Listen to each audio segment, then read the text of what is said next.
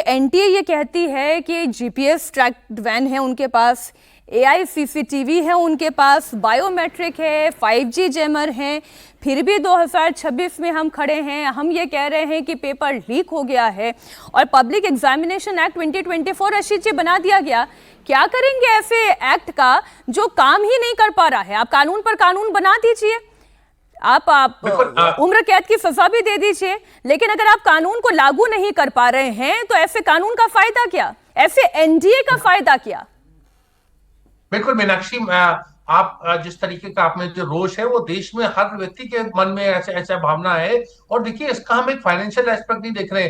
50 से 60 लाख रुपए का मतलब लेन देन होता था इसमें। इतनी बड़ी रकम जो है, लोगों का देखिए डेस्परेशन कितना है कि पेपर लीक में, इसीलिए उसको भी, क्योंकि सरकार देखिए, आम आदमी तो अगर वो 50,000 रुपए का कहीं से एक दूसरे का ट्रांजेक्शन करता है और कैश में करता है तो सरकार की इनकम टैक्स की, ईडी की नजर में आ जाता है। और यहाँ के ऊपर इतनी बड़ी तादाद में इतना बड़ा फाइनेंशियल खेल हो रहा था, क्योंकि 50-60 लाख रुपए बहुत बड़ी रकम होती है। और वो, उसकी सोचिए, आपके हजारों लोग उसको उसमें शामिल थे, उसको बेचा जा रहा था, तो कितना बड़ा उसका वॉल्यूम होगा। इसको भी एक बहुत बड़ा सरकार का एक फेलियर है।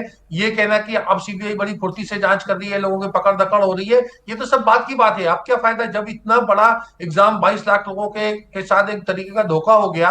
और अब उनके लिए पूरी, आप उनकी मानसिक अवस्था समझ सकते हैं, वो फिर से एग्जाम देने में उन्हें कितनी दिक्कत होगी। और पूरा उनका जो तैयारी है, वो जैसे हम जानते हैं कि हम एग्जाम देते हैं तो उसकी पूरी तैयारी होती है, और उसके बाद एक उसका साइकोलॉजिकल एस्पेक्ट भी होता है कि वो इंसान बिल्कुल उसमें रिलैक्स हो जाता है। अब उसको फिर पूरी तरीके से तैयारी बिल्कुल करना, ये ठीक बहुत बात है बड़ा एक सर। चैलेंज है। वो जितने स्टूडेंट रिलैक्स हो गए थे कि भाई एग्जामिनेशन कंडक्ट हो गया, अब नतीजों का इंतजार कर रहे थे, वो फिर से उस रेस में दौड़ने लगेंगे अवस्थित जी, जहां से उनको फिर से एक तैयारी करनी है। लेकिन 2024 में ही जब ये पेपर लीक का मामला एक बार फिर सुर्खियों में आया था, तब सुप्रीम कोर्ट ने ये माना था कि भाई सिस्टम ब्रीच नहीं है, ये लोकलाइज्ड लेवल पर हो रहा है और ये केवल पटना हजारीबाग तक ही सीमित है। अगर मैं गलत नहीं हूं तब कोर्ट की तरफ से ये कहा गया था। अब आप क्या कह रहे हैं? पटना हजारीबाग था वहां, यहां पर नासिक आ गया, जयपुर आ गया, सीकर आ गया। इसमें ना एक बुनियादी प्रॉब्लम है मैम, और वो प्रॉब्लम है कि एनटीए 22 लाख बच्चों की परीक्षा को ऑनलाइन आयोजित नहीं करवा पा रहा है। एनटीए के द्वारा इस परीक्षा का आयोजन पेन पेपर से करवाया जा रहा है, और बार बार राधाकृष्णन आयोग की जो थोड़ी देर पहले बात हो रही थी, उसकी रिकमेंडेशन भी यही थी। यही एनटीए जब जेई का एग्जाम आयोजित करवाता है तब वो निर्बाध रूप से आयोजित करवा पाता है, लेकिन जब छात्र बढ़ते हैं तो ये ऑनलाइन सिस्टम पर सेट नहीं हो पाता। ये बड़ा दुर्भाग्य है कि हमारे देश के अंदर जब चुनाव होते हैं तो वो इलेक्टोरल रोल पर, जब ईवीएम मशीन पर आप पूरे देश के अंदर एक साथ कराने की बात करते हैं, लेकिन 22 लाख छात्रों की परीक्षा जब हो रही है तो हमारे यहां संसाधनों का क्राइसिस आ जाता है। जबकि वही छात्र फॉर्म भरने की फीस भी अदा कर रहा होता है, वो फीस भी दे रहा है, वो संस्थान को मजबूत करने के सारे प्रयास में लीन है।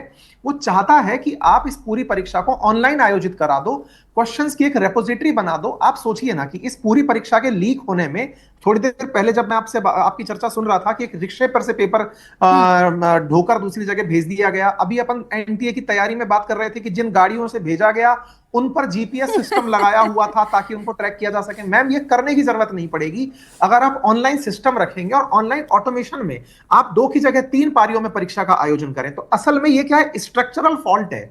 इस स्ट्रक्चरल फॉल्ट में बच्चों के भविष्य के साथ खिलवाड़ हो रहा है। कि ये जो आपने कहा, ये बात से मैं 100% एग्री करती हूँ। जब आप लाखों में अभ्यर्थियों को परीक्षा में बैठा रहे हैं तो आप ऑनलाइन सिस्टम में क्यों नहीं जा पाए? नंबर 1 ये जो आपका क्वेश्चन है। दूसरा, ये हमारे देश में और भी तो परीक्षाएं हो रही हैं। अब आईआईटी जेईई की परीक्षाएं होती हैं, या हम ये कहें कि यूपीएससी की सिविल सर्विसेज की परीक्षाएं होती हैं, उसमें भी इतने लोग बैठते हैं, वो कैसे हो जाती है फिर? हाँ, तो जी अवस्थी जी, आप ही से ये सवाल है। हाँ, तो इसमें ना मैम, जो जेई का एग्जाम हो रहा है ना, उसके अंदर क्या 2 फेज में इलेक्शन करवाना, वो पेपर करवाना शुरू कर दिया गया जेई के केस में। तो जहां पेपर लीक ना होने की बात हम कर रहे हैं, वहां वो 2 फेज में हो रहा है। इसीलिए नीट की परीक्षा में भी 2 फेज में एग्जाम करवाया जाए, इसकी डिमांड बहुत लंबे समय से होती आ रही है। ऐसे में अगर छात्रों की संख्या ज्यादा होना ये एक चैलेंज की बात है, तो ये दूसरी तरफ से सोचने का भी विमर्श है कि सरकारों ने एक परीक्षा का अपनी नजर के सामने इतना महिमा मंडन होते देखा कि और स्ट्रीम्स छूटकर साइड में रह गई। आज बायोलॉजी के अंदर 22 लाख बच्चे बैठ करके परीक्षा दे रहे हैं। आप सोचिए, मतलब मैक्सिमम अटेंडीज हैं जिन्होंने फॉर्म भरा, वो पेपर देने तक पहुंचे। और इस स्ट्रीम को इतना हाईलाइट किया गया, 1 लाख बच्चों को डॉक्टर बनाना है, 22 लाख बच्चे पेपर देने पहुंचेंगे, और उस व्यवस्था में सबसे बड़ी फॉल्ट है कि आप परीक्षा नहीं करवा पा रहे हैं। तो ये कई तरह से चुनौती पेश करता है कि आपका इंटेंट तो गड़बड़ नहीं है। मैम एक्चुअली क्या है, एनटीए के ऊपर पहले भी प्रश्न खड़े हो चुके हैं। जब पिछली बार इनके द्वारा रेशनलाइजिंग किया गया था एक तरह से एक रैंक पर, उस समय जब मैं आपको बताऊं 2024 में, तो 64 बच्चे 720 नंबर ले आए थे। उसके बाद में इन्होंने स्केलिंग करके उसको सुधारा, तो भी जाकर के लगभग 14 बच्चों के नंबर लगभग एक जैसे रैंक 1 पर निकल कर पहुंचे थे। 2025 में जब इनसे समाधान नहीं हुआ तो इन्होंने पेपर टफ बना दिया, ये कहते हुए कि चलो एक रैंक पर बदनामी नहीं होगी कि 720 में 64 बच्चे आ जाएंगे। इसका मतलब एनटीए खुद स्ट्रगल कर रहा है अपनी क्रेडिबिलिटी को लेकर के, और सरकार को आवश्यकता है कि इस बॉडी को पूरी तरह दुरुस्त किया जाए। अन्यथा केवल बच्चे परेशान नहीं होते मैम, बच्चों के साथ साथ पूरे परिवारजन परेशान होते हैं। आप 22 लाख बच्चे सोच रहे हैं, लेकिन हर औसत परिवार में अगर 4 आदमी है तो वो बच्चे की तैयारी में इन्वॉल्व रहते हैं। पूरे 1 करोड़ भारतीय कम से कम इसमें प्रभावित होते हैं मैम। मेरे बहुत सारे साथी हैं जो आज की तारीख में डॉक्टर हैं, जब वो हमारे साथ पढ़ाई कर रहे थे, मैं आर्ट्स फील्ड में थी, वो साइंस फील्ड में थे, और मैंने देखा किस तरीके से उन्होंने अपनी दिन रात एक करके तैयारी की, तब कहीं जाकर वो क्वालिफाई कर पाते थे।